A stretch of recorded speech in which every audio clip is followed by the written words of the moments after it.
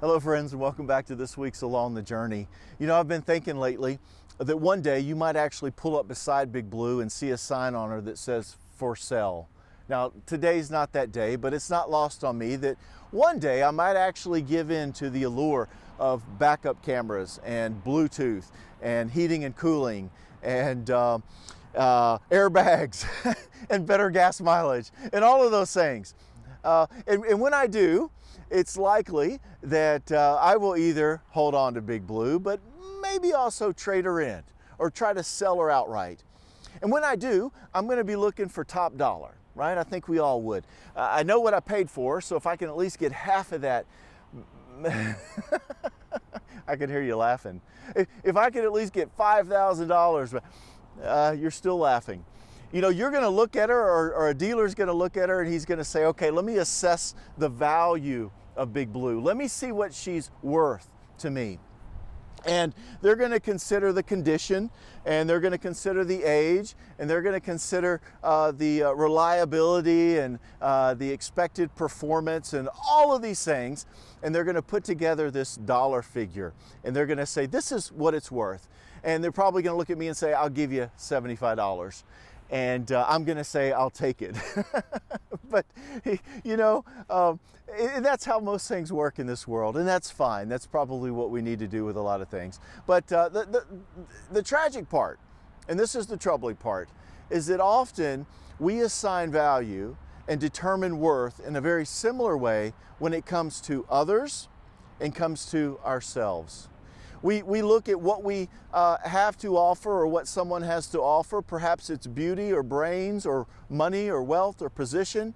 And we say, okay, that person is worth this in our eyes. We value this person over another because of all of these things that they can afford us. Well, this week in Journey, we're going to be looking how a worldview that is biblical, that is based on the way God sees the world, the way that He created the world, the way that He created life, the way that we are an image of Him and made in His own image, how all of those things move us to understand our value in our designer's eyes. And the good news is that He does not value us on what we have to offer Him. He does not value us on who we are, but He values us on whose we are.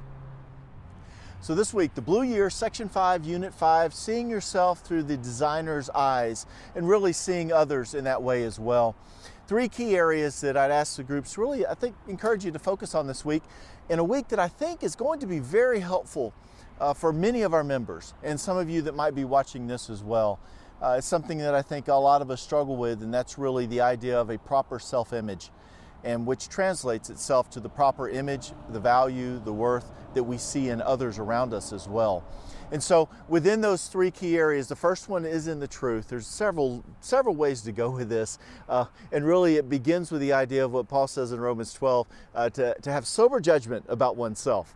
Not to think of one too highly, but yet also not to think of one too lowly, with too low self-esteem, gauging oneself on the value that the world may be trying to place on themselves. And what happens is that often that's what drives our emotions and our behavior at a cost of our communion with God and our witness in the world.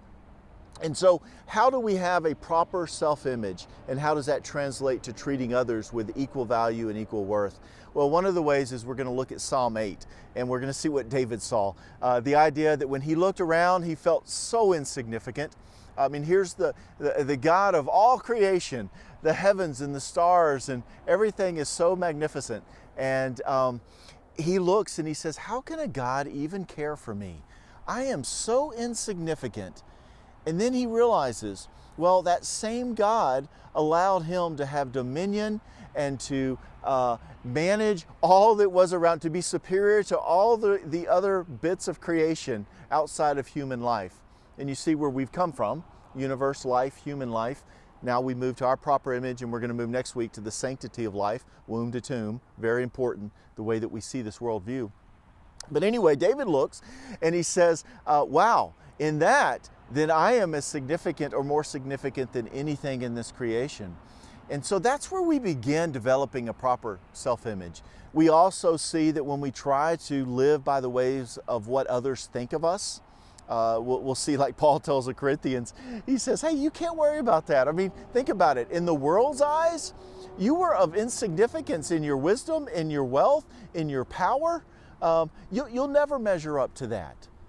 And so we have to begin there. Otherwise, we start living out what the old saying is. You know, someone once said that I'm not who I think I am, and I'm not who you think I am. I actually become who I think you think I am. Tongue twister. You got to think about it. But in other words, I actually become who I'm thinking you want me to be and expect me to be and desire that I live up to. And that's just just sort of this endless downward spiral that we go into. So a proper self-image, really, really important, because it really moves how we live out our purpose and how we live a complete, full life of understood value and significance in the eyes of God and not in the eyes of others. Very, very important. So as we close that section out, we're going to ultimately ask the question, well, how do we determine worth? Well, just like Big Blue, what will you give for it? What will you give for this life? And Romans 5:6-8 tells us exactly what God gave for this life. It says that for while we were yet still weak, at the right time Christ died for the ungodly. One scarcely dies for a righteous person. He says, but God shows his love for us. He shows his value for us, our worth to him, in that while we were still sinners, Christ died for us. Don't ever forget that. That's how valuable you and I are in the eyes of God. So, that unconditional acceptance, we've got to live in that and embrace that.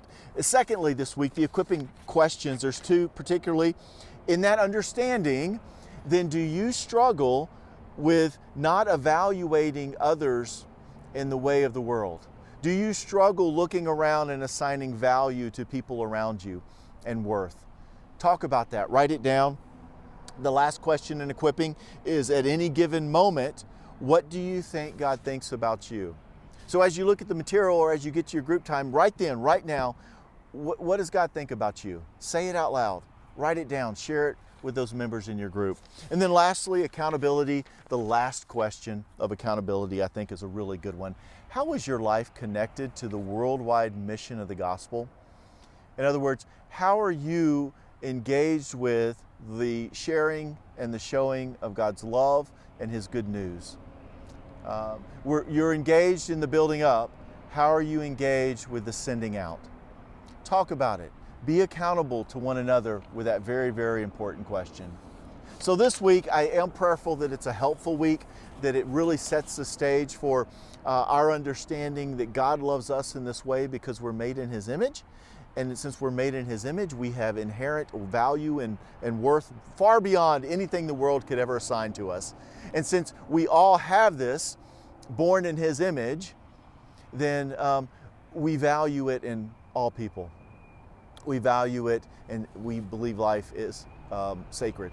And so we'll move to that next week. But until then, have a great week along your journey. If you happen to have $75 in your pocket, come talk to me. Blessings, friends.